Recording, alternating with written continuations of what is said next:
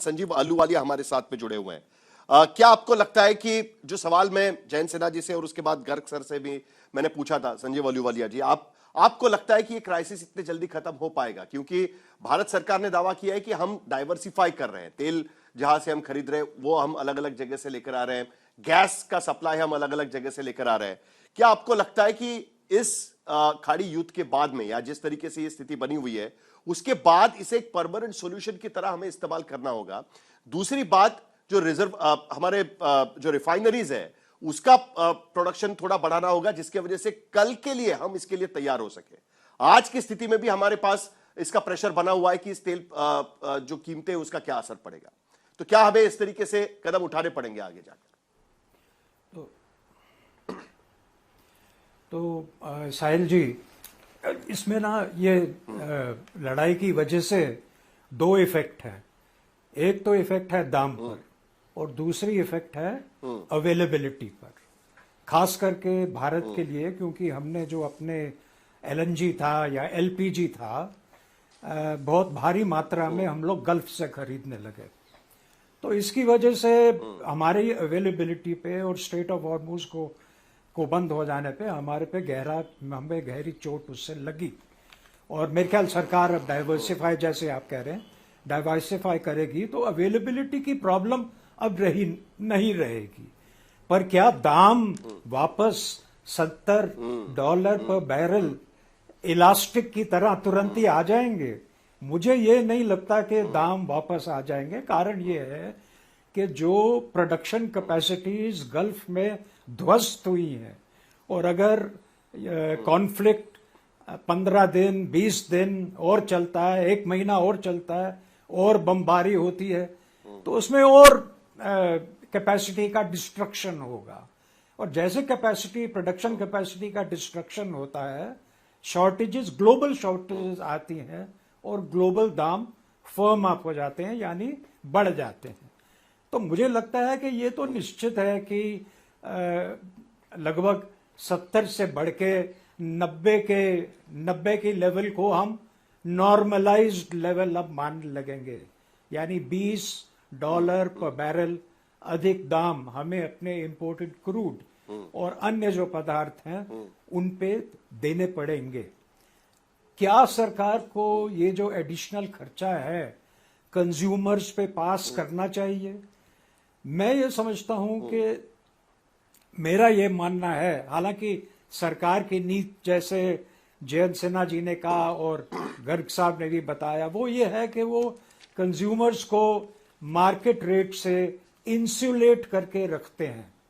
ये उनकी नीति है। पर मेरे को ये लगता है कि ये कोई लॉन्ग टर्म दृष्टिकोण से, दीर्घकालीन दृष्टिकोण से ये अच्छी नीति नहीं है। सबसे बढ़िया ये होता है कि जो भी सप्लाई हो वो मार्केट के जरिए हो, और अगर नॉर्मलाइज अगर हम 90 पे कर देते हैं तो 90 का जो भी दाम बनता है डोमेस्टिक इकोनॉमी में वो उपभोक्ताओं को देना चाहिए। उससे निश्चित रूप से थोड़ी सी महंगाई बढ़ेगी, पर बहुत ज्यादा बढ़ने की भी संभावना नहीं है, क्योंकि होता यह है कि हमारा तो गरीब देश है, जैसे आप जानते हैं।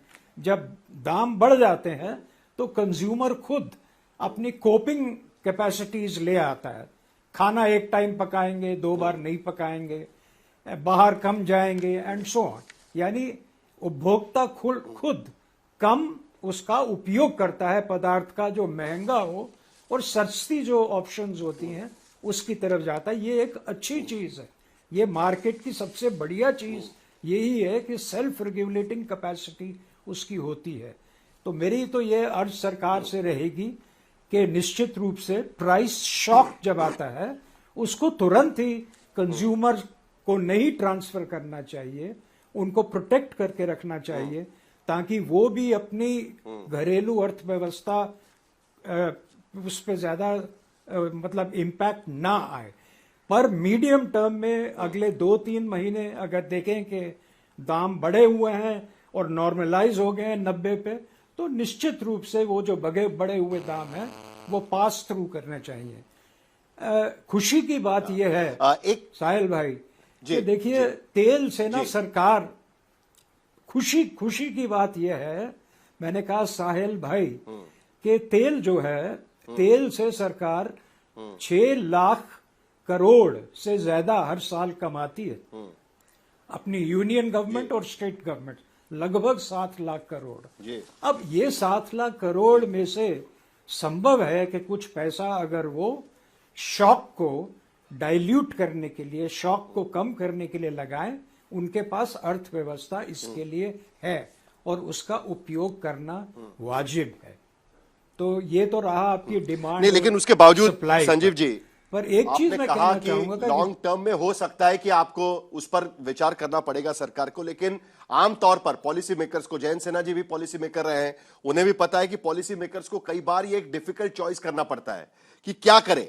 क्या हम महंगाई को कंट्रोल करें, लोगों पर उसका भार नहीं डालने दें, या ग्रोथ को सस्टेन करने की कोशिश करें, क्योंकि ये भी वादे किए होते हैं कि हम ग्रोथ पर ध्यान देंगे।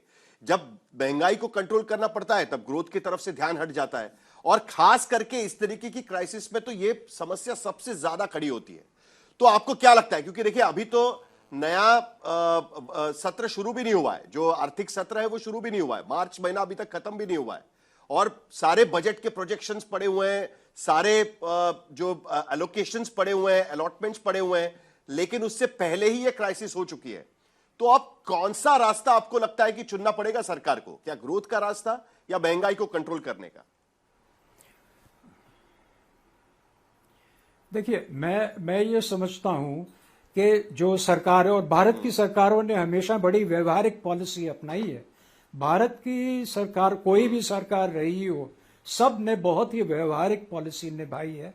कारण यह है कि ये केवल अमीर देश हैं जो अव्यवहारिक नीतियां अपना सकते हैं और उनको फाइनेंस भी कर सकते हैं। हम लोगों की क्षमता इस चीज के लिए नहीं है, इसलिए हमको हमेशा व्यवहारिक रहना पड़ता है।